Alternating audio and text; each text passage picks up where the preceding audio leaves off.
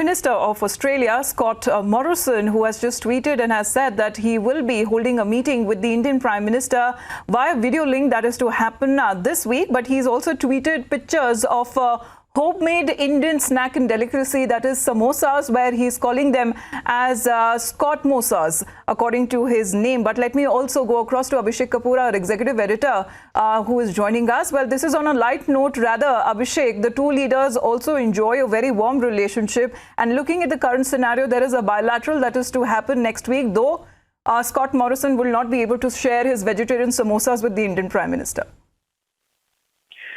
Well, yes, nice way of announcing that the bilateral summit is happening. In fact, the Ministry of External Affairs had informed Amita that the bilateral, which was actually to happen, I believe, in April, could not happen because of, obviously, the COVID situation, and then kept getting postponed. And since it's unlikely that travel restrictions are going to become easy enough for a one-on-one summit like the travel, this bilateral summit was planned through virtually, and it's going to happen on June 4. So that was an information shared by the Ministry of External Affairs, and today officially Scott Morrison announcing, albeit with the soft power diplomacy, showcasing his skills at.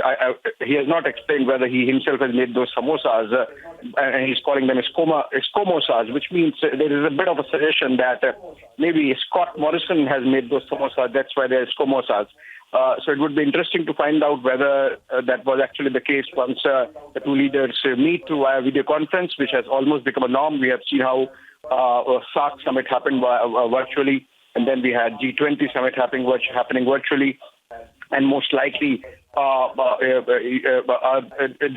summit, in fact, World Health Assembly happened virtually, so that might become a norm. And this perhaps is the first bilateral summit that is happening in this format, so it would be interesting to watch out all the developments. A lot of things happening between India and Australia, particularly about shared concerns in the South China Sea and the Greater Pacific region. Donald Trump has today only mentioned that he wants to broad-base G7 and include Australia and India, apart from South Korea and possibly Russia.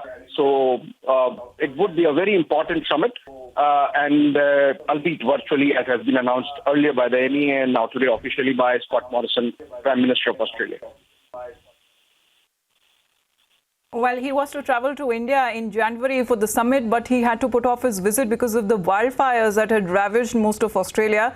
And thereafter, the meeting that was scheduled to happen on the 4th of June now can happen only via video link, looking at the current scenario of the pandemic, where Australia so far has managed to keep it under control, a little over 7,000 cases that it has reported till now. Abhishek, thank you very much for the moment. For now, we will be now